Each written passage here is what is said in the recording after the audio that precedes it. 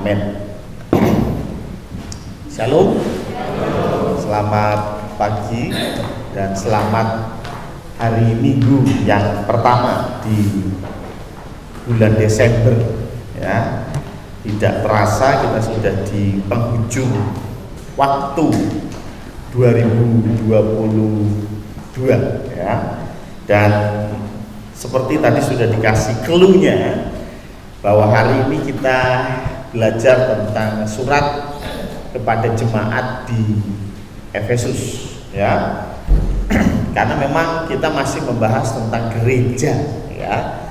Minggu yang lalu saya bicara tentang gereja juga ya 1 bulan, dan rupanya 2 bulan ke depan kita juga masih membahas tentang gereja, supaya kita tahu sebetulnya gereja kita itu apa yang perlu dibenahi, apa yang kurang, dan apa yang sudah menjadi kekuatan dari gereja ini ya. Kalau kita tahu kekuatannya, tentu kita juga bisa menggunakannya itu lebih lagi. Kalau kita tahu kelemahannya, kita bisa meningkatkan sehingga kelemahan itu bisa tertutupi. Dan hari ini tentu perikop ini diambil dari Wahyu pasal 2 ayat 1 sampai dengan ayat yang ke-7 kalau nggak salah. Ya betul. Cuman sedikit saya sampaikan sebelumnya dulu, prolognya dulu ya. Prolognya adalah siapa penulis kitab Wahyu ya. Penulis kitab Wahyu itu namanya Yohanes ya. Kita lihat dari Wahyu pasal pertama dulu ya. Terima kasih, ini ada Kavi yang sudah siap sedia ya. Wahyu pasal 1 dulu Kavi ya. Kita akan baca dari Wahyu pasal 1. Inilah wahyu Yesus Kristus yang dikaruniakan Allah kepadanya, supaya ditunjukkannya kepada hamba-hambanya apa yang harus segera terjadi. Dan oleh malaikatnya yang diutusnya, ia telah menyatakannya kepada hambanya Yohanes.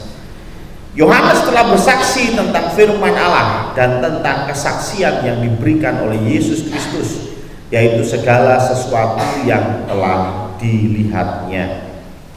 Jadi ini adalah kitab atau satu buku yang ditulis oleh Yohanes. Beberapa penafsir ada yang mengatakan ini penatua Yohanes, ada yang ngomong ini Yohanes yang lain, tetapi saya cenderung melihat ini sebagai tulisan dari Yohanes, murid Tuhan Yesus. Yohanes yang sama yang menulis Injil Yohanes ya. Ini penulisnya, dan dia menulis di mana? Di Pulau Patmos. Sekarang ini Pulau Patmos itu Yunani. Kenapa dia menulis jauh-jauh sampai sana ya? Karena rupanya Yohanes ini ketika dia mengabarkan Injil, sampai-sampai dia harus ditangkap oleh Romawi dan dijatuhi hukuman mati ya. Dan hukuman mati menurut catatan sejarah gereja, Yohanes ini digoreng ya. Jadi dimasukkan ke minyak panas dan digoreng, dan rupanya mujizat Tuhan terjadi. Yohanes ini tidak mati ya.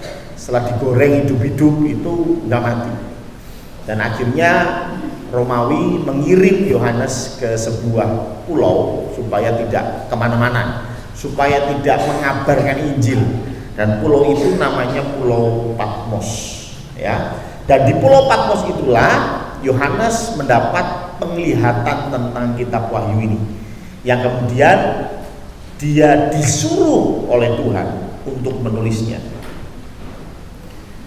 Saya coba baca ayat yang ke-9, Wahyu 1 ayat yang ke-9.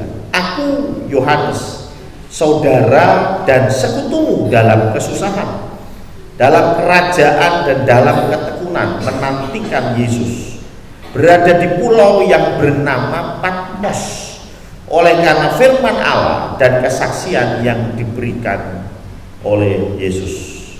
Pada hari Tuhan aku dikuasai oleh Roh, dan aku mendengar dari belakangku suatu suara yang nyaring seperti bunyi sangkakala. Katanya, apa yang kau lihat, tuliskanlah di sebuah kitab dan kirimkanlah kepada ketujuh jemaat ini. Jadi yang nyuruh nulis itu Tuhan sendiri, ya, bukan Yohanes yang pengen menulis, ya.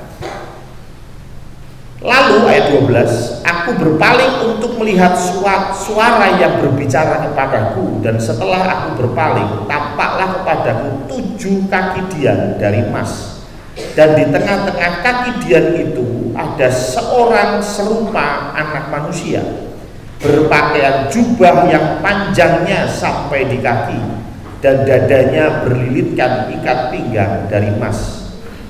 Kepala dan rambutnya putih bagaikan bulu yang putih metah. Metah itu kapas, putih banget gitu ya. Dan matanya bagaikan nyala api, dan kakinya mengkilap bagaikan tembaga membara di dalam perapian. Suaranya bagaikan desau air bah. Dan di tangan kanannya ia memegang 7 bintang, dan dari mulutnya keluar sebilah pedang tajam bermata 2, dan wajahnya bersinar-sinar bagaikan matahari yang terik. Ketika aku melihat dia, tersungkurlah aku di depan kakinya, sama seperti orang yang mati. Tetapi ia meletakkan tangan kanannya di atasku, lalu berkata, jangan takut, aku adalah yang awal dan yang akhir, dan yang hidup. Aku telah mati, namun lihatlah, aku hidup sampai selama-lamanya. Dan ini bicara tentang Tuhan Yesus. Dan aku memegang segala kunci maut dan kerajaan maut. Karena itu tuliskanlah apa yang telah kau lihat, baik yang terjadi sekarang maupun yang akan terjadi sesudah ini. Dan rahasia 7 bintang yang telah kau lihat pada tangan kananku dan 7 kaki dian emas itu. 7 bintang itu ialah malaikat 7 jemaat, dan 7 kaki dian itu ialah 7 jemaat.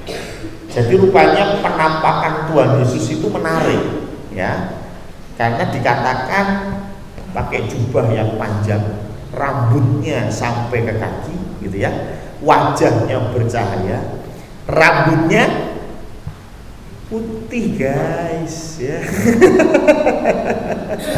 Ya, jadi bersukacitalah yang rambutnya putih, ya. Rupanya di kitab Wahyu Tuhan Yesus rambutnya putih loh, ya. Ya, firman Tuhan yang bilang, ya. Jadi dikatakan bahwa Tuhan Yesus ini menampakkan diri dengan 7 bintang di tangan kanan dan 7 kaki dian. Di ayat yang terakhir tadi dikatakan bahwa 7 bintang itu ialah malaikat 7 jemaat, dan 7 kaki dian itu ialah 7 jemaat. Jadi tidak perlu ditafsirkan yang lain, sudah jelas 7 bintang itu bukan uyer, bintang 7 bukan, ya. Ini jelas dikatakan 7 bintang itu malaikat 7 jemaat, 7 kaki dian adalah 7 jemaat.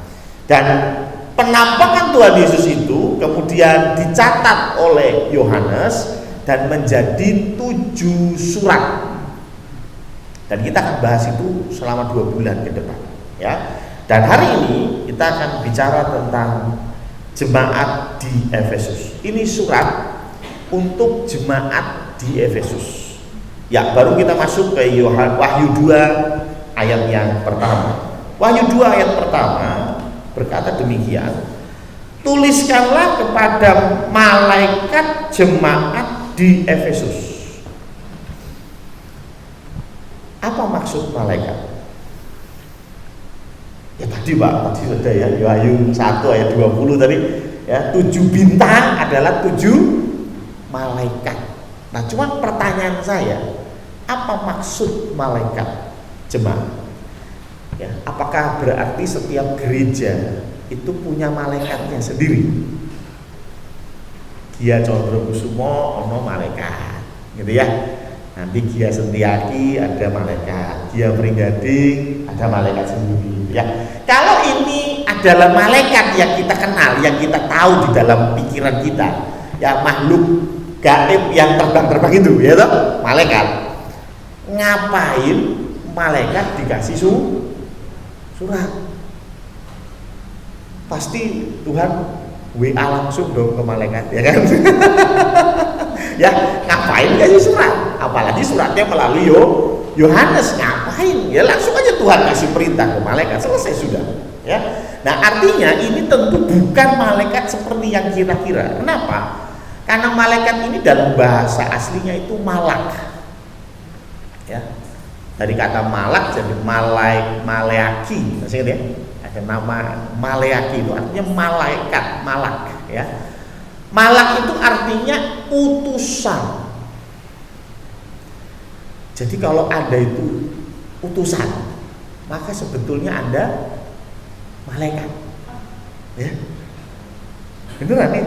Jadi kalau dikatakan bahwa misalnya nih kayak kemarin ada sidang sinode, ya. Sidang sinode itu yang datang ke sidang sinode di Jakarta saya sama Bu Arti. Kami berdua ini utusan dia Condrokusumo. Berarti kita berdua itu malaikat, ya. Ini ya. Berarti malaikat loh, ya. Karena utusan, memang betul, ya. Jadi malaikat itu bicara tentang utusan, ya. Utusan. Jadi kalau dikatakan di sini malaikat jemaat di Efesus berarti bicara tentang utusan yang ditaruh di jemaat Efesus. Artinya apa? Ini surat ditujukan kepada pemimpin gereja di Efesus. Kenapa kok bisa pemimpin gereja di Efesus? Saya pendeta gereja Isa Al-Masih. Ketika saya ditahbiskan, itu ada namanya doa pengutusan. Itu kenapa? Karena saya diutus oleh MPH untuk melayani di GIA. Paham ya? Jadi saya ini utusan, ya. Saya ini utusan dari sinode gereja Isa Al-Masih. Mereka mengutus saya untuk saya melayani di tempat ini, ya. Jadi saya ini walaupun tidak bisa terbang, saya ini malaikat, ya. Ya, dalam konteks utusan. Jadi malaikat di sini jangan kita pikir setiap gereja punya malaikat, bukan. Tetapi setiap gereja punya pemimpin, punya orang yang diutus untuk ngopeni, gampangnya begitu, ya. Dan dikatakan inilah firman dari Dia yang memegang 7 bintang itu di tangan kanannya. Nggak usah saya bahas, tadi sudah jelas. Dan berjalan di antara ke-7 kaki Dia, emas itu. Ini bicara tentang gereja. Gereja disimbolkan sebagai kaki Dian. Kaki Dian itu tempatnya lilin kalau zaman sekarang, ya. Dan lilin itu untuk menerangi supaya tidak terantuk pada batu. Konteks yang sama, gereja harus jadi terang supaya jemaat yang ada di dalamnya tidak tersesat, tahu jalan, tahu yang benar. Tahu yang benar pasti melakukan yang benar? Belum tentu, ya. Bulinan nggak apa beda, ya. Ya, tapi tugas gereja memberitahu yang benar. Masalah Anda melakukan atau tidak itu urusan pribadi. Tapi kalau gereja tidak memberitahu yang benar, gereja salah. Ya, gereja tugasnya memberitahu kebenaran. Ayat kedua, aku tahu segala pekerjaanmu, baik jerih payahmu maupun ketekunanmu. Jadi di sini kita mulai masuk di dalam ayat yang kedua dan ketiga. Meninggal. Cek. Ayat kedua dan ketiga bicara tentang apa yang Tuhan uji atau Tuhan sanjung dari jemaat Efesus. Yuk, cek. Oke. Ya. Cek. Oke. Ya. Jadi di dalam jemaat di Efesus itu ternyata Tuhan memuji juga. Pujiannya ada banyak, ya. Yang pertama dikatakan, aku tahu segala pekerjaanmu, baik jerih payahmu maupun ketekunanmu. Jadi rupanya jemaat Efesus ini tekun sekali dan bekerja keras. Luar biasa ya. Ini jemaat yang wow, ya. Tekun itu berarti konstan, ya, dari waktu ke waktu terus, betul ya. Biasanya orang itu anget-anget, semangat di awal, ya kan? Ketika mulai jadi pengurus yang panitia hari baru, semangat ya, dia kapan rapat itu, ya. Tapi begitu sudah, ya dipilih lagi, ya. Akhirnya sudah, nggak usah rapat lah, WA aja, ya, ya karena apa? Sudah kendor gitu ya. Tetapi dikatakan di sini tekun, terus menerus, mereka rajin terus menerus, mereka bekerja keras, luar biasa. Dan ini pujian datang bukan dari manusia, ini datang dari Tuhan Yesus. Tadi saya sudah sampaikan bahwa ini semua dicatat oleh Yohanes, tapi ini perkataan Tuhan Yesus. Jadi Tuhan Yesus tahu jerih payah dan ketekunan mereka, luar biasa ya. Dan dikatakan bahwa engkau tidak dapat sabar terhadap orang-orang jahat, bahwa engkau telah mencobai mereka yang menyebut dirinya rasul, tetapi yang sebenarnya tidak demikian, bahwa engkau telah mendapati mereka pendusta. Jadi jemaat di Efesus, mereka ketika ada pengkhotbah, ketika ada ajaran baru, mereka cek apakah ini ajaran dari Tuhan atau hanya ngaku-ngaku dari Tuhan. Dikatakan di sini menyebut dirinya rasul, tetapi yang sebenarnya tidak demikian. Ajaran-ajaran di dunia ini memang aneh-aneh, bahkan di dalam dunia kekristenan saja ajarannya aneh-aneh, ya. Saya pernah sampaikan di doa Selasa, ya. Ada juga teman-teman yang sharing, ya, kadang-kadang ajarannya aneh gitu ya, ajarannya tidak alkitabiah, ya. Salah satunya ada yang mengatakan bahwa setan itu ada yang baik dan ada yang jahat. Nah, ini dasarnya Alkitab atau dasarnya Casper, ya. Casper itu kan hantu yang bayati gitu. Ya, tetapi ada nggak begitu? Ada, gitu ya. Ada. Jadi model-model seperti itu ternyata di jemaat Efesus mereka onceki satu-satu. Betul nggak apa yang disampaikan oleh pengkhotbah? Beberapa gereja yang saya pernah khotbah di dalamnya, ada gereja di Purwokerto yang menarik, yaitu ketika selesai saya berkhotbah, terus masuk ke dalam.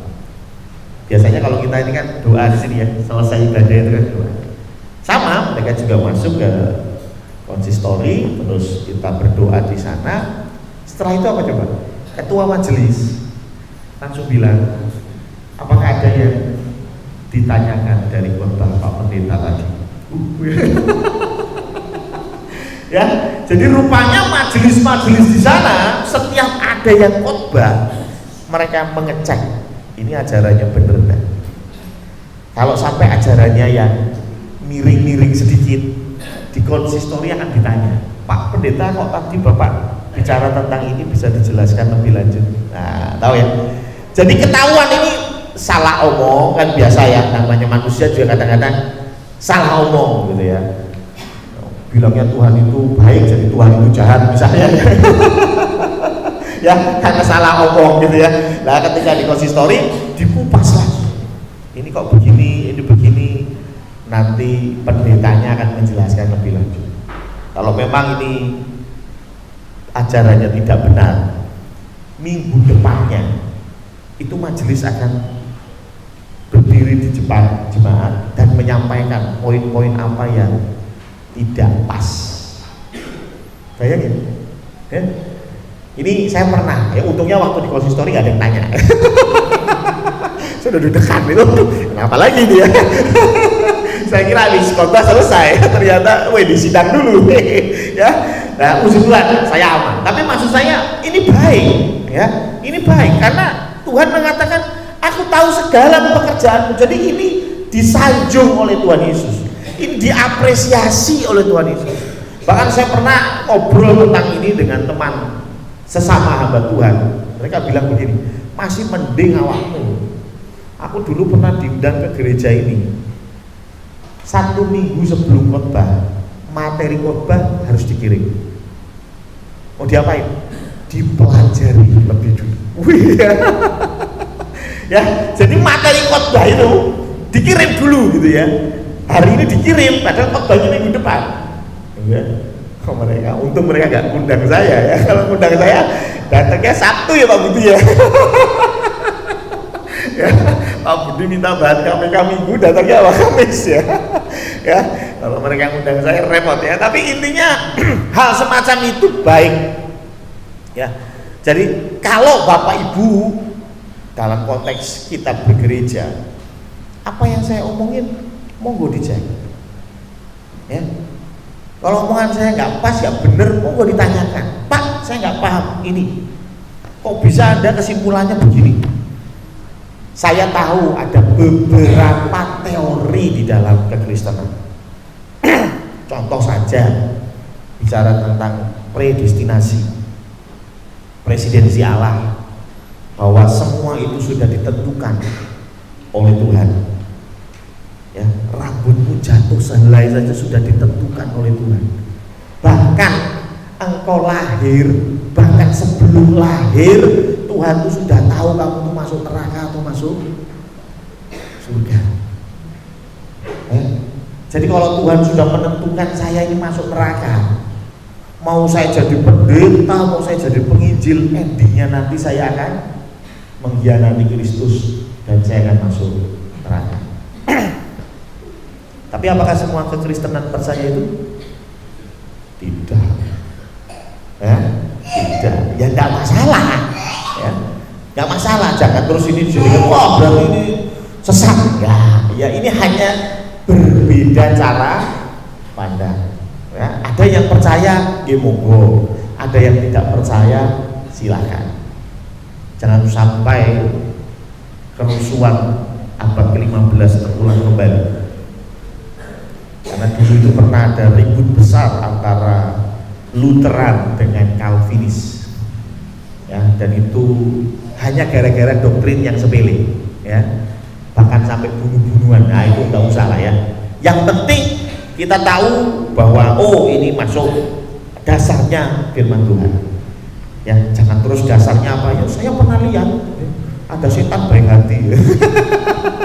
Nah, kalau itu dasarnya adalah saya pernah lihat, ya repot, gitu. Dasar kita adalah firman Tuhan. Selama di firman Tuhan dijelaskan bahwa setan itu ada yang baik, ya saya akan percaya. Tapi di dalam konteks firman Tuhan, Yesus sendiri berkata, si jahat. Berarti semuanya jahat, titik loh. Ya kan? Bukan terus sebagian jahat, ya. Nah, maka dari itu ketika kita menguji itu baik, kita teliti, kita koreksi itu baik. Termasuk ketika saya khotbah, termasuk ketika para hamba Tuhan khotbah, firman Tuhan juga bilang ujilah segala sesuatu. Ya. Jadi ayo diuji, jangan terus tanggung-tanggung roh. Ya, kalau perpuluhan nanti akan diberkati 100 kali lipat, 500 kali lipat. Amin, saudara-saudara, amin. Itu bukti ayatnya ya. Seperti amin sih gitu kan ya. Jangan, kita sebagai jemaat harus meniru apa yang dilakukan oleh jemaat di Efesus. Mereka jerih payahnya luar biasa, tekunnya luar biasa, dan mereka menguji ajaran-ajaran yang ada. Ayat ketiga, dan engkau tetap sabar dan menderita oleh karena namaku, dan engkau tidak mengenal lelah. Rupanya jemaat di Efesus itu menderita, ya. Menderita karena banyak yang tidak suka. Nah pertanyaannya, kenapa banyak yang gak suka? Kan harus dicek. Ada gereja belum punya IMB, tidak punya izin gereja,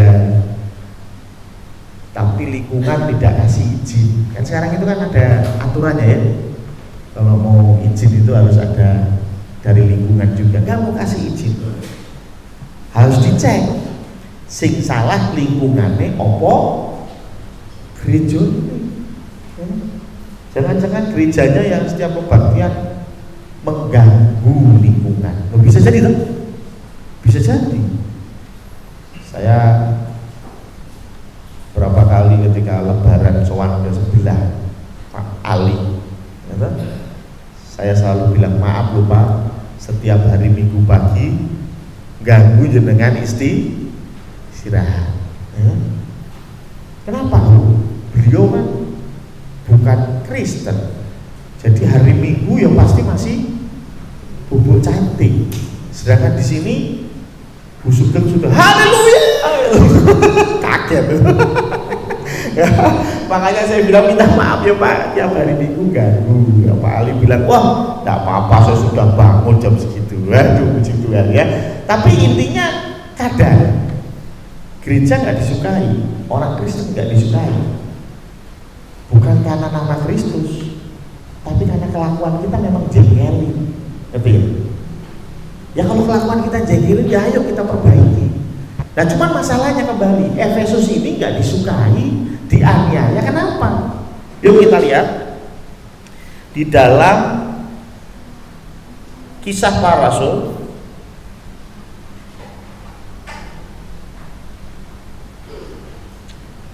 ayat 19. Kisah Para Rasul 19 ayat 23. Kisah Para Rasul 19 ayat 23. Jadi ini ceritanya di Efesus ya. Nama perikopnya saja, kalau mau lihat perikopnya, Demetrius menimbulkan huru-hara di Efesus. Jadi ini cerita di Efesus, walaupun namanya Kisah Para Rasul, begitu ya. Jangan bingung ya. Langsung saja ayat 23, ini cerita di Efesus ini ya. Kira-kira ayat 23 ya. Oke. Kira-kira pada waktu itu timbul huru-hara besar mengenai jalan Tuhan, mengenai Injil Kristus. Sebab ada seorang bernama Demetrius, seorang tukang perak yang membuat kuil-kuilan Dewi Artemis dari perak. Usahanya itu mendatangkan penghasilan yang tidak sedikit bagi tukang-tukangnya. Ia mengumpulkan mereka bersama-sama dengan pekerja-pekerja lain dalam perusahaan itu dan berkata, saudara-saudara, kamu tahu bahwa kemakmuran kita adalah hasil perusahaan ini.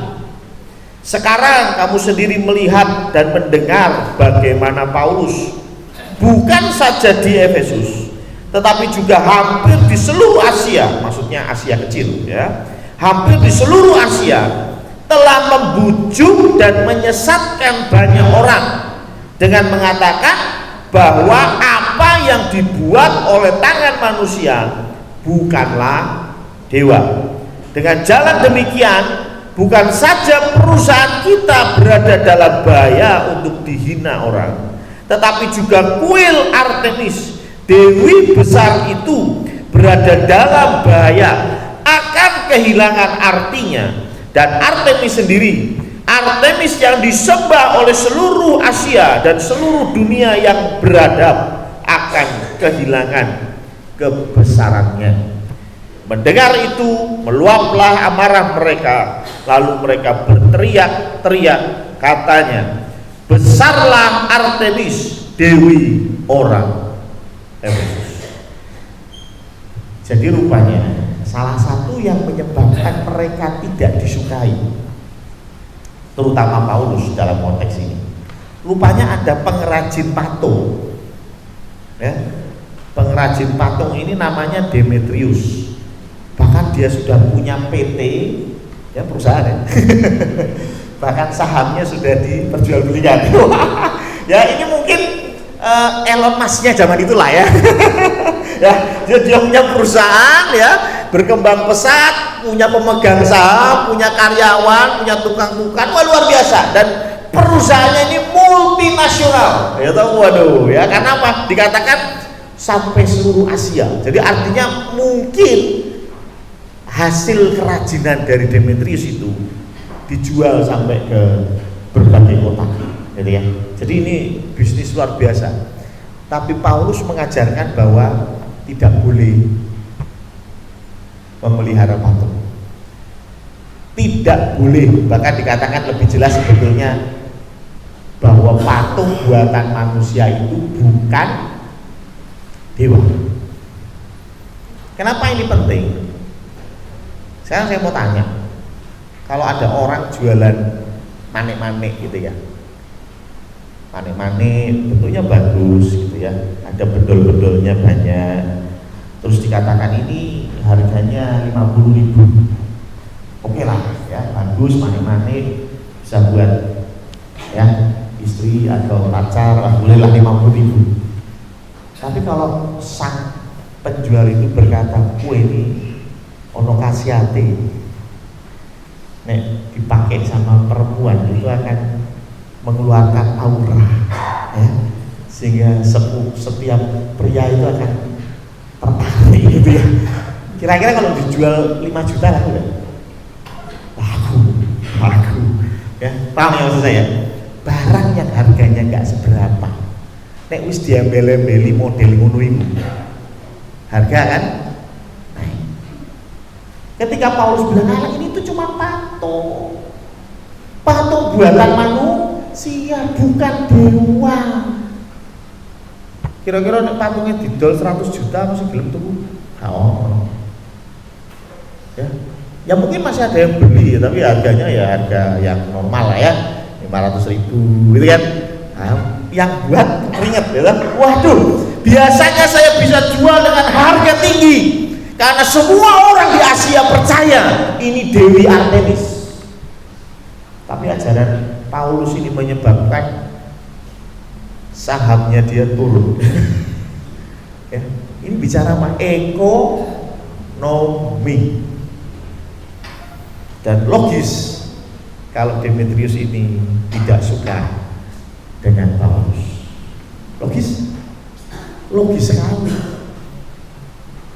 Bahkan kalau kita bisa bicara kenapa orang Yahudi tidak suka dengan orang Kristen, alasannya kurang lebih sama. Orang Yahudi itu setiap hari nyembelih kambing domba. Setiap ada perayaan pasti nyembelih kambing domba.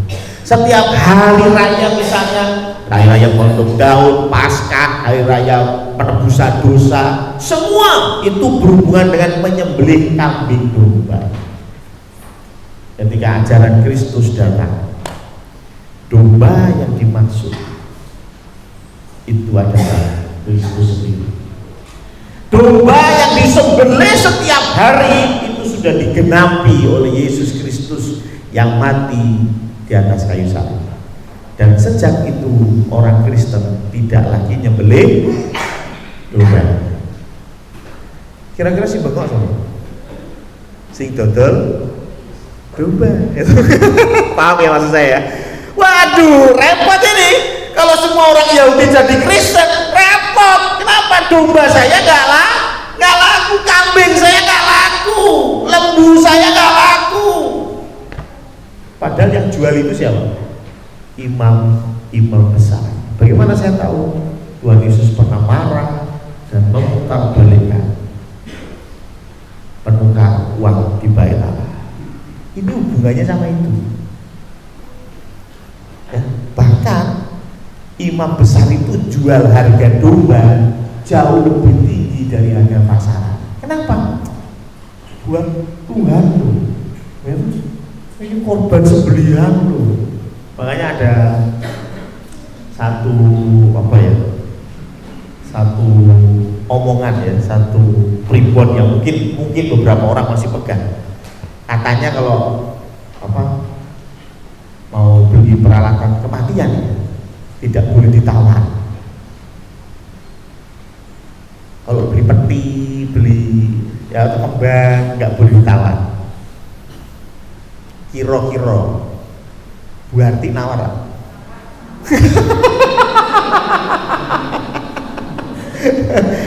Kira-kira Bu Arti nawar. Sadis yang nawar.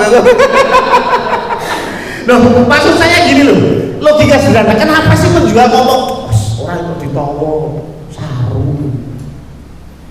Gue bapake terakhir kali ditawa sarung. Yaitu dari pandangan penjual, itu ya pribadinya tambah. Oke, sederhana. Tetapi kan kita kadang-kadang buat bapak terakhir kali masuk perdiwe ditawa, wis gak usah wis, ya toh. Masuk kembang ditawar gak usah wis. Akhirnya dapat harga mahal, ya kan? Hal yang sama seperti ini. Buat persembahan buat Tuhan nawar. Loh, tapi di luar tuh kambing cuma 2 juta, ini kok 5 juta. Buat Tuhan nawar. Akhirnya belilah harga mahal. Itulah mengapa Tuhan Yesus bilang rumahku mau jadikan sarang penyamun. Itu model begitu. Sama urusannya ya, ekonomi. Jadi rupanya kenapa orang-orang di Efesus tidak disukai, bahkan dianiaya, tidak terlepas dari apa yang menjadi hukum ekonomi, ya. Dan saya kira kita pun mungkin mengganggu periuk nasinya orang lain ketika kita bekerja dengan jujur, punya atasan yang tidak jujur. Gimana? Ketika kepala bagian pergi lalu wes lah, ini bikin aja di markup lah ya, nantinya harganya 2 juta ya, tulislah 12 juta ya kan. Nanti 10 juta paruh itu gue tak kayak 5, tak kayak 5. Bi, kalau kira-kira kalau Anda menolak, kabarmu tambah cinta kamu atau tambah jengkel? Tambah jengkel ya? Paham ya? Ngerti ya maksud saya? Jadi dalam beberapa perilaku kekristenan atau memegang jalan Kristus, terkadang kita memang harus bersinggungan dengan periuk orang lain. Tetapi firman Tuhan bilang jalan terus. Saya memujimu, kamu sabar dianiaya. Tuhan gak bilang udahlah kamu toleransilah sama dunia ini. Enggak, Tuhan tetap berikan penghargaan karena mereka tetap memegang teguh apa yang menjadi kebenaran. Lanjut,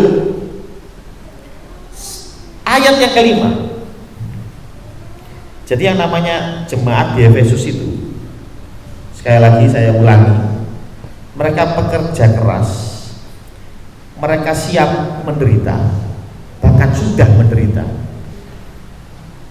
Dan ayat yang kelima dikatakan, sebab itu ingatlah betapa dalamnya engkau telah jatuh. Jadi setelah dipuji, rupanya Tuhan mengkritik.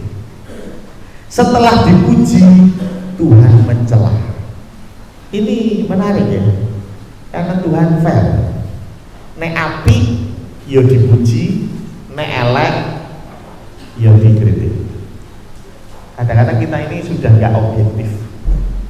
Nek wis seneng besak wong gitu ya, satu orang yang seneng sama Budi misalnya, wah Budi ngopo wae dipuji. Wah luar biasa, semuanya nggak pakai masker, Budi pakai masker, luar biasa. Wah ini memang disiplin gitu. Gitu ya, bagus. Semuanya duduk di belakang, duduk depan sendiri, luar biasa. Rapanya paling depan itu, wah ya, karena senang. Tapi nek wis jengkel Budi, apapun yang dilakukan Budi dikritik. Harus pendek wis bar dadak nganggo masker gitu. Apa betone nguas ngomos ora nganggo masker, ngeten gitu. Gitu ya. Luhur ngarep dhewe lah kok tambah Tuhan piye gitu ya kan? Ada aja yang dikritik, betul kan? dagingan kita. Tapi ayo kita belajar dari apa yang Tuhan Yesus lakukan. Nek bagus ya dipuji, nek jelek ya dikritik. Kritik untuk membangun. Tuhan Yesus gak uyong-uyong kok, tidak enggak.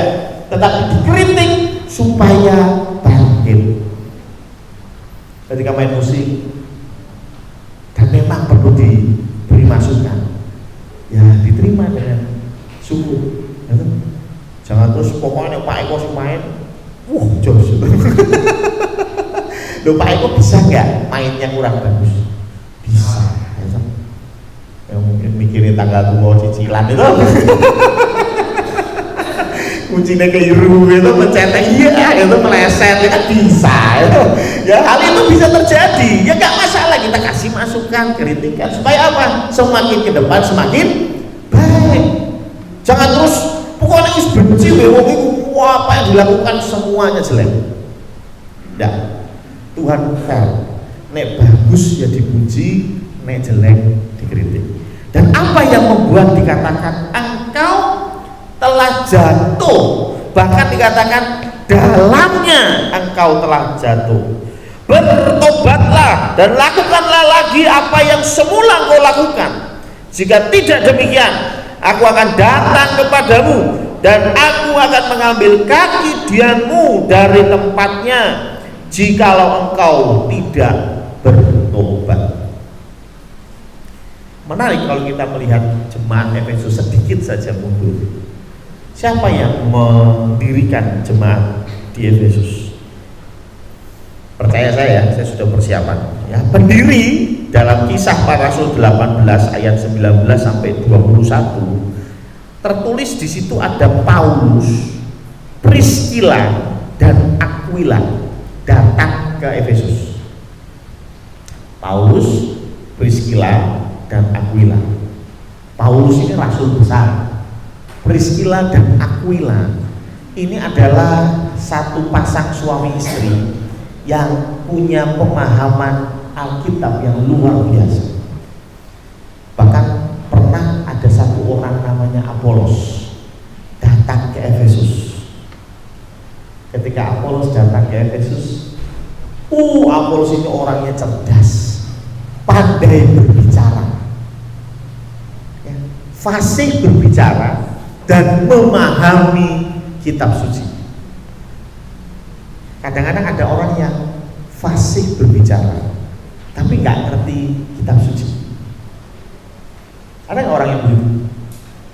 Ngomongnya pintar nih kan ngomong, tapi isinin dulu. Ya ada ya, ada model begitu ada.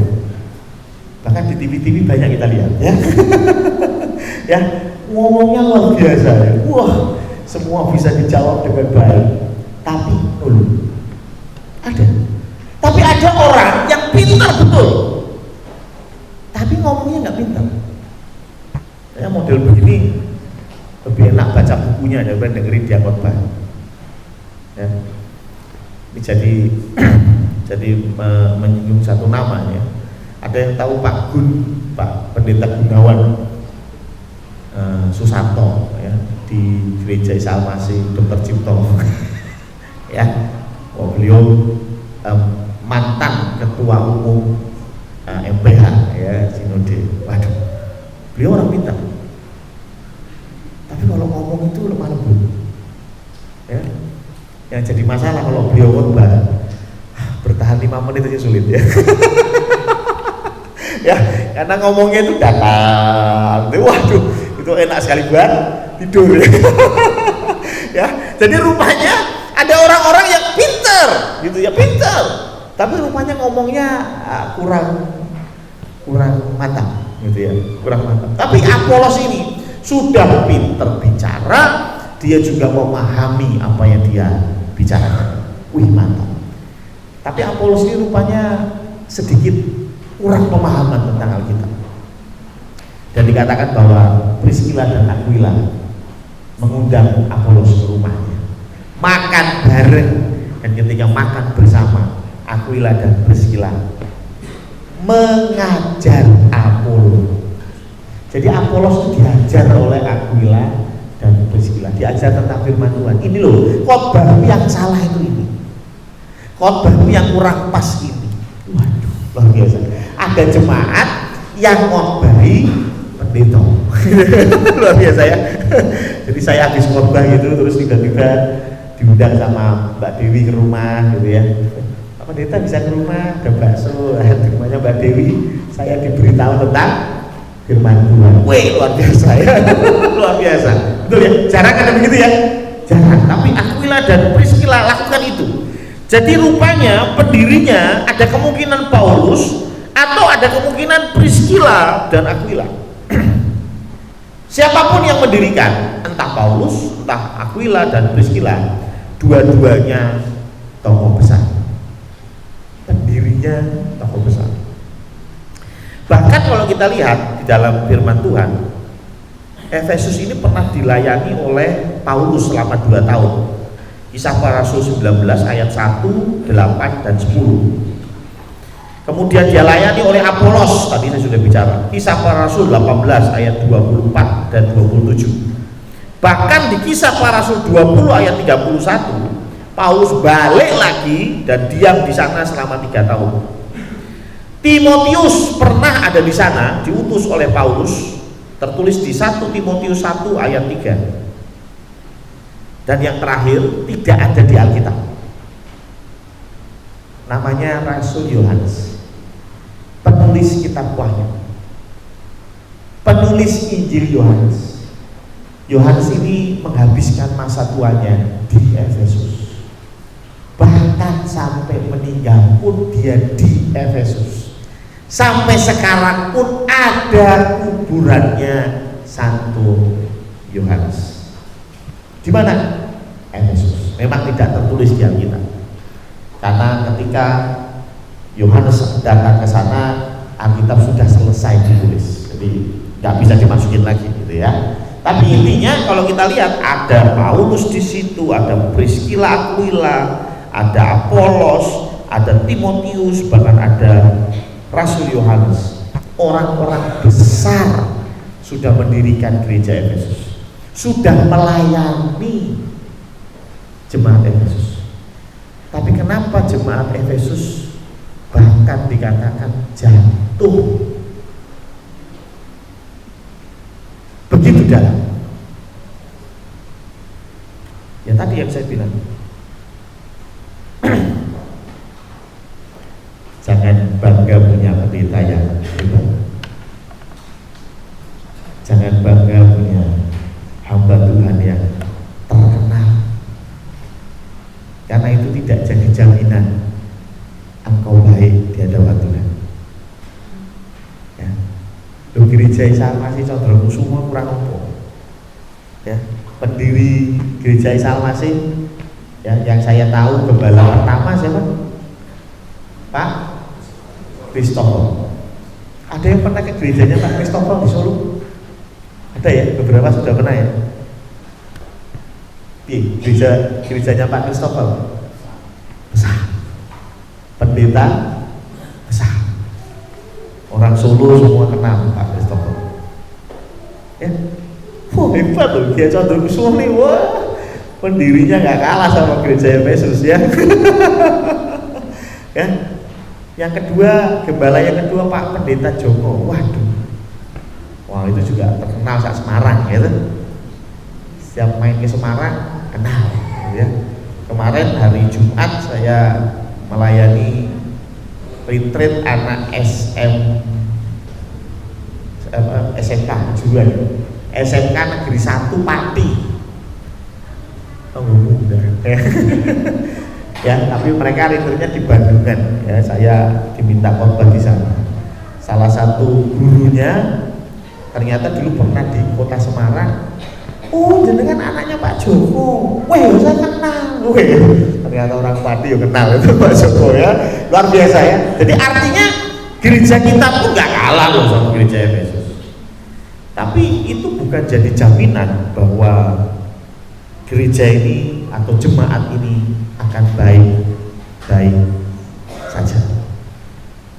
Pendeta gereja punya kewajiban memberitahu kebenaran. Tapi masalah kau melakukannya atau tidak, itu urusanmu dengan Tuhan.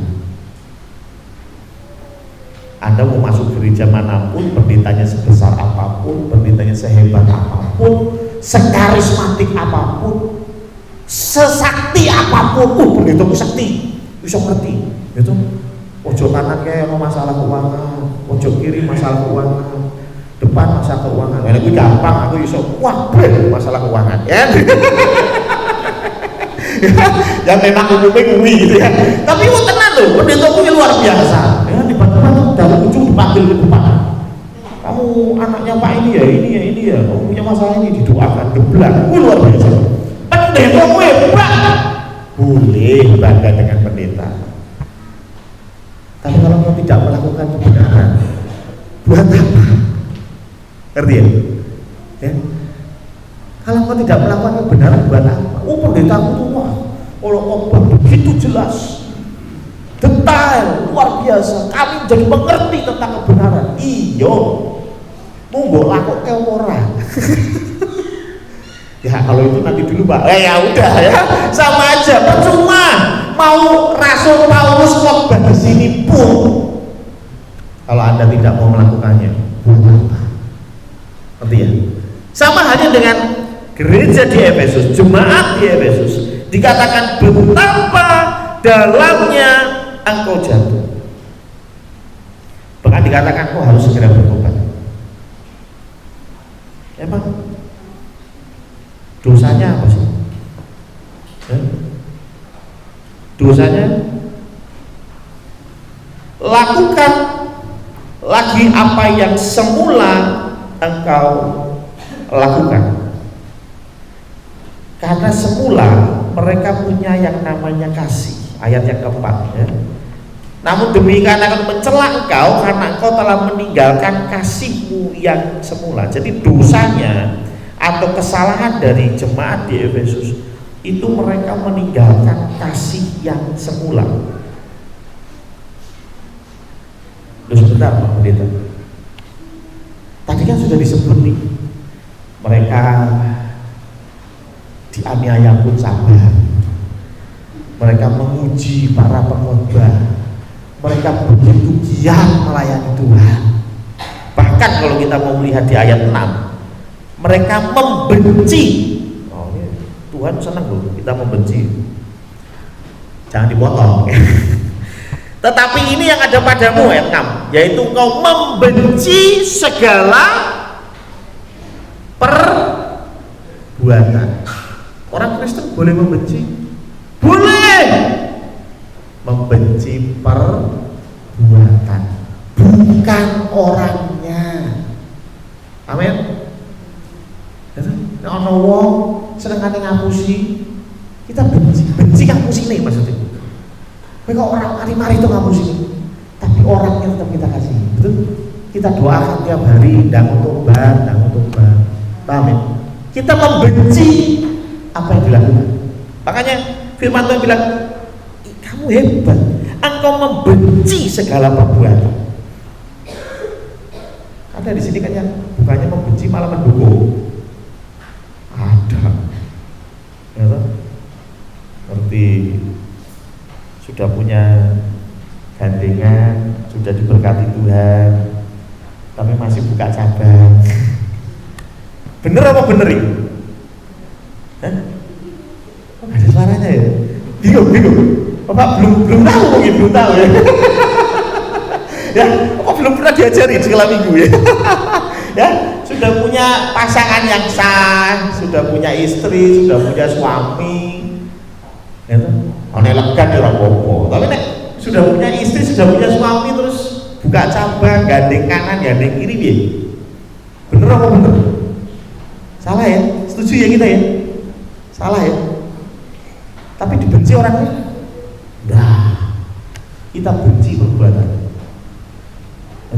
Lampu tobat, kan ngono to? Lampu ditinggal. Wis ono sing ngenteni ning omah ke lho. Betul enggak? Tapi apa kita jauhi? Di WA balas, di blog, enggak usah ya, ngapain itu? Nah ya namanya teman, enggak masalah toh. Betul enggak? Sukanya tuh Pak Pendeta janji terus temanku itu. Oh ya, iya janji mau naktir, sampai sana duitnya kurang. Saya yang akhirnya bayar. Saya jengkel sama orang itu. Jangan jengkel sama orangnya, betul ya? Jengkel sama perbuatannya, benci sama dosa. Jangan terus apa? Yang ngono kuwi, mosok ora iso membuktikan nek kowe wis duwe bojo cek payu, gitu. Loh, punya suami, punya istri masih laku di luar tanda kutip kok bangga, itu kan aneh. Aneh apa nih? Aneh. Itu. Tapi kita harus menunjukkan bahwa kita nggak suka. Janganlah kalau bisa harus kurang dikonco gitu. Bojoku sibuk ya wes tak terno kan gitu tuh. Sepenting orang BKI kan gitu tuh. Paham ya? Jadi hal semacam itu membuktikan kita benci perbuatan. Jadi sekali lagi orang Kristen boleh benci? Boleh. Perbuatannya ya. Jangan orangnya. Ya, yang lagi heboh di Qatar ya, Piala Dunia, salah satu yang heboh apa? Tidak boleh pakai emblem LGBT. Wah, ya. Saya sudah pernah sampaikan pandangan gereja tentang LGBT, ya sama. Loh, kita benci perbuatannya, kita benci LGBT. Tapi kalau ada orang yang memang orientasi seksnya seperti itu, ya jangan dibenci orangnya, bencilah perbuatannya. Dan rupanya Efesus lakukan itu. Hebat ya? Sudah benci dosa, tekun, melayani Tuhan, terus yang ketiga apa tadi? Dianiaya yang tetap setia kepada Tuhan. Kurang apa coba? Tapi yang menarik, kenapa kok Tuhan bilang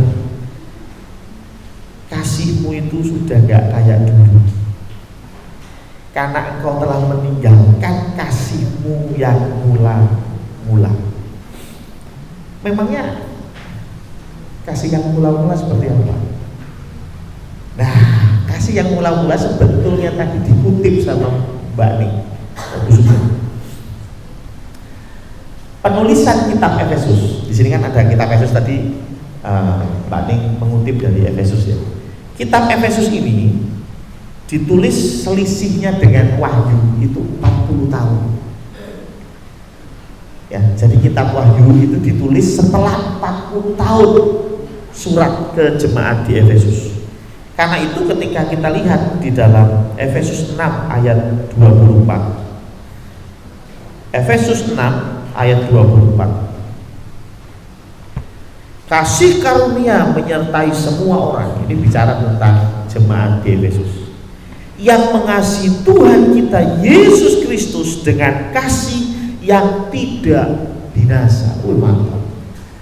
Jadi Paulus memuji jemaat di Efesus karena mereka punya kasih kepada Yesus Kristus luar biasa. Bahkan dikatakan kasih yang tidak binasa. Tapi 40 tahun kemudian satu surat lain datang dan berkata, engkau telah meninggalkan kasihmu yang semula. Sekali lagi, kok bisa jemaat yang masih berapi-api, mereka masih melayani Tuhan, tapi kok dikatakan meninggalkan kasihmu yang mula-mula? Yang pertama, ini bisa terjadi karena apa yang kita lakukan di gereja menjadi sebuah rutinitas. Ya dino minggu ajare wong Kristen nang gereja, rutin aja. Ya jenenge aku melu PAW ya main musik. Bisa. Yang kedua, pelarian. Saya pernah menjumpai orang-orang yang pelayanannya luar biasa. Senin, Selasa, Rabu, Kamis pelayanan gitu. Sampai ketemu minggu lagi pelayanan terus. Tapi ternyata keluarganya berantakan. Dan saya melihat ini adalah pelarian. Nang omah gak betah. Ngerti? Jadi sukanya tuh visitasi, pergi kemana, itu. Tapi bojone ora diurusi, anaknya ora diurusi. Ada yang begitu pelarian. Di rumah nggak ada kerjaan, Pak. Saya mau ikut PAW. Lah kenapa mau melu PAW? Anu omah doblang-doblang. PAW kan enak, bisa teplok-teplok, nyanyi. Paham ya? Dan yang ketiga, kenapa bisa terjadi seperti ini? Karena hobi. Ada loh orang-orang yang, saya contohnya ya, saya senang berbicara, jujur. Saya senang berbicara, saya senang mengajar. Anda tahu lah, dulu saya mengajar juga, ya. Saya senang mengajar. Jadi kalau saya disuruh khotbah itu, buat saya itu hobi, senang juga gitu ya. Saya enjoy dengan saya mengajar. Dibanding saya disuruh jadi WL.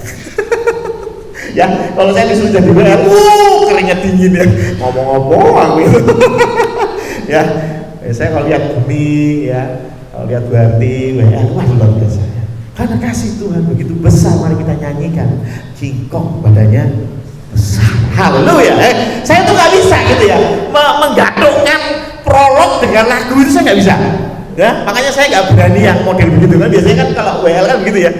Ya, haleluya. Dari tadi pagi aja, Bapak Ibu, Anda sudah kasih salam buat kanan kiri, selamat pagi. Sudahkah kita memberi selamat pagi kepada Bapak? Mari kita nyanyikan Kingkong badannya besar, ya kan? Ya, mari kita nyanyikan selamat pagi Bapak. Wih, mantap gitu loh. Wah, saya tuh nggak bisa gitu, jujur saya nggak bisa.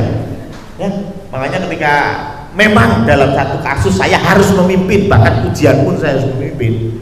Seperti contohnya pemberkatan nikah, itu kan dari awal sampai akhir saya.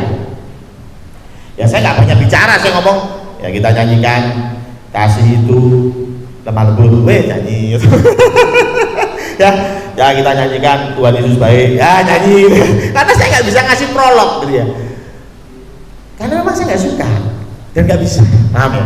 Tapi kalau ngajar, khotbah, ya Anda tahu lah, saya khotbah 1 jam. Mungkin Anda udah capek, Pak Joko duduknya sudah geser itu. Ini anak satu ini nggak selesai. Betul ya? Karena saya senang gitu. Itu problem Anda punya pendeta yang senang ngomong, nggak repot ya. Ya dikasih mic kurang barbar ya. Ya itu senang. Nah, bisa jadi kita melayani Tuhan itu karena kita hobi nyanyi, hobi main musik. Passion saya itu emang drummer Pak Pendeta. Drummer. Pokoknya aku dikasih tugas drummer ya, dinopo wae siap. Ya toh?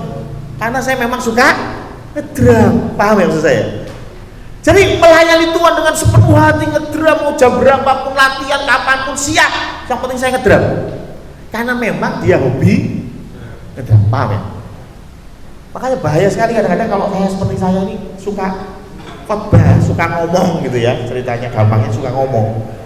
Jangan-jangan saya khotbah ini bukan karena cinta Yesus, hobi aja gitu. Paham ya?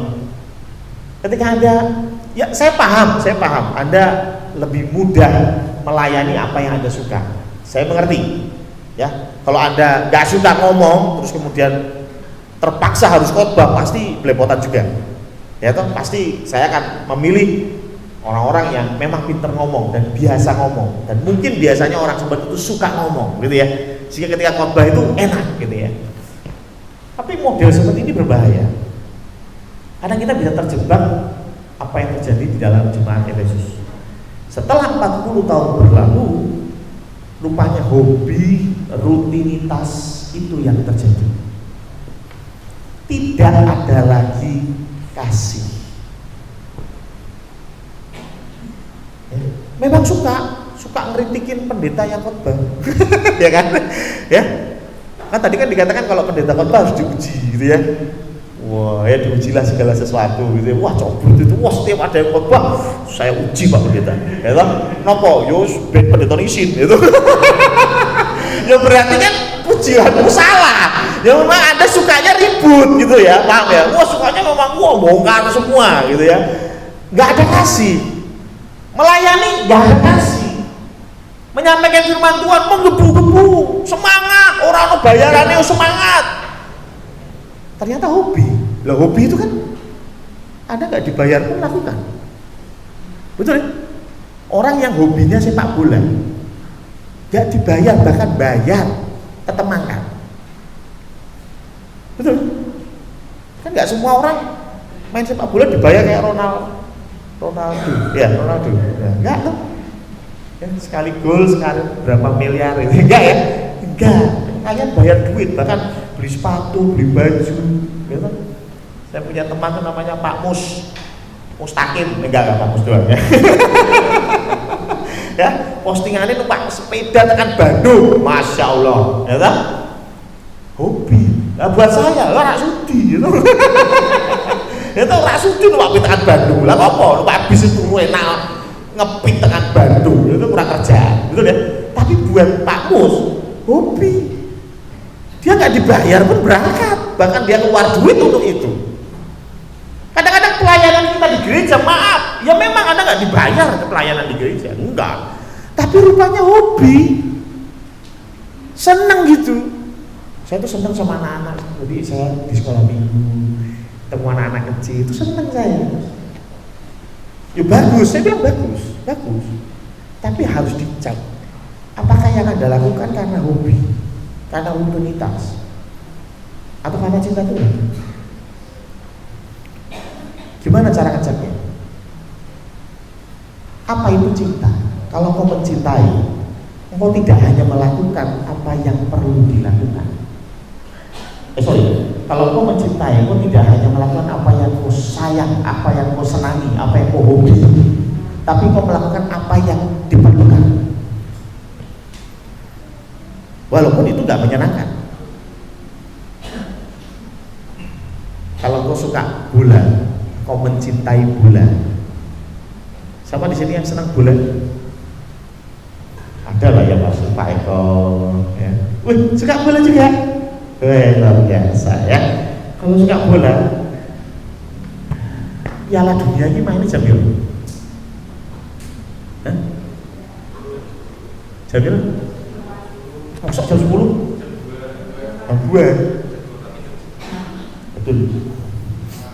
Saya jam 4 pagi ke rumahnya Pak Bowo.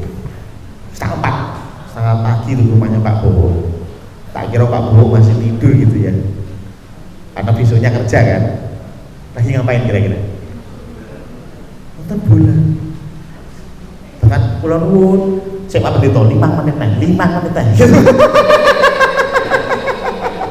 Saya 5 menit bar. Oke, beres ya. Yang penting ini bola ya. Besok kerja loh. Ngerti ya maksud saya? Loh, kok ya aku yang mending turu lah. Itu karena saya tidak suka bola. Pak Bowo suka bola. Ketika dia senang bola, dia melakukan tidak hanya yang enak, nggak hanya yang dia senangi, tetapi siap bayar harga. Memang harus bangun jam sekian, dikerjakan ngantuk-ngantuk kesel kabeh. Orang apa bengi nonton meneh. Orang apa? Paham ya? Itu namanya cinta. Kalau engkau melayani Tuhan dengan cinta, satu, engkau tidak hanya melakukan apa yang kau senangi. Contoh saya senang khotbah, saya senang ngomong. Tapi kalau memang saya harus nyapu dan ngepel, saya akan lakukan. Apakah saya senang nyapu dan ngepel? Enggak. Kalau ditanya ya enggak suka, ya. Pegel kabeh, enggak suka saya. Tetapi kalau memang saya harus lakukan itu, saya lakukan. Itu namanya cinta, ngerti nggak? Jadi nggak bisa Anda berkata, loh, saya ini WL, masa disuruh jadi penerima tamu? WL, masa jadi pengedar kantong kolektor? Kita nggak ada sih. Betul ya? Ingat, kalau kau mengatakan cinta Tuhan, nggak cuma yang kau senangi kau lakukan. Saya itu daftar panitia hari baru tuh jadi pemusik Pak Pendeta. Lah kok Jumat suruh kumpul bungkusi beras. Saya ini pemusik, datang suruh bungkusi beras. Tidak masalah itu. Kalau kau cinta Tuhan, memang kita perlu datang untuk making beras, ya datanglah untuk making beras. Ya, kalau seorang mengkhotbah, kalau memang harus datang untuk bersih-bersih gereja. Ya, Pak, orang tua kemarin sudah datang, bisa bakti lagi enggak? Gitu. Semangat ya, saya yang males ya. Ya. Artinya apa? Apa yang kita memang Tuhan perlukan kita lakukan, ayo kita lakukan. Jangan hanya sebatas aku senang. Kalau kau melakukan apa yang kau senang, aku tunggali. Dan itu bukan cinta. Ya. Yang kedua, bagaimana kita tahu kita mencintai Tuhan atau bukan? Sederhana. Berapa porsi yang kamu spare, berapa porsi waktu yang kamu habiskan untuk kamu berkomunikasi dengan Tuhan sebelum pelayanan?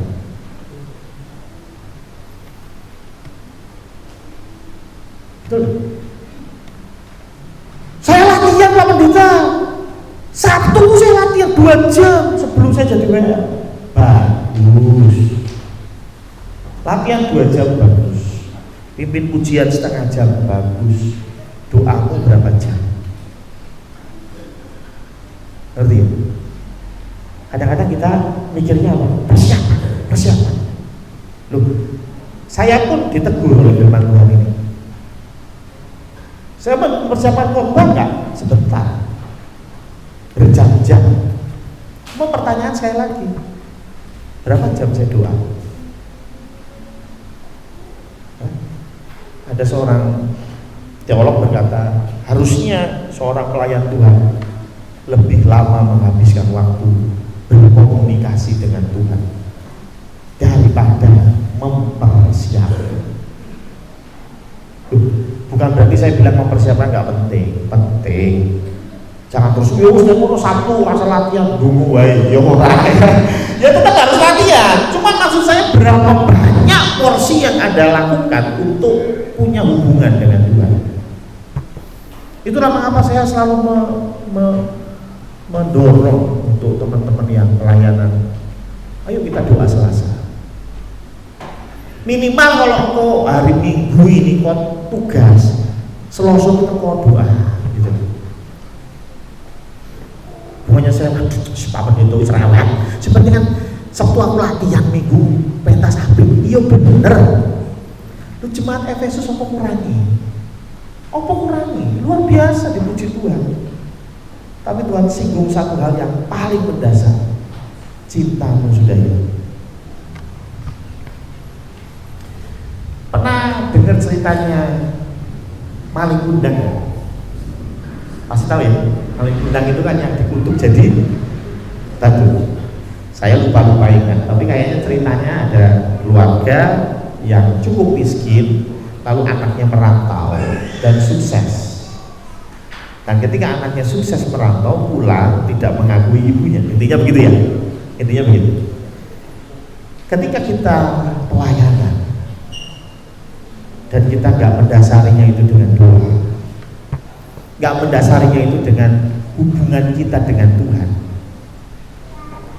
yo maaf, kayak maling kumbrang itu. Saya kasih contoh deh. Kalau kita sebagai orang tua, Pak Marno katakan punya anak sukses bahkan sampai jenderal, senang sekali Pak Marno, bangga. Anakku jenderal, dia sekarang di Jakarta ngobrol sama Jokowi, ngopi bareng sama Luhut. Mantap ya. Anak saya luar biasa,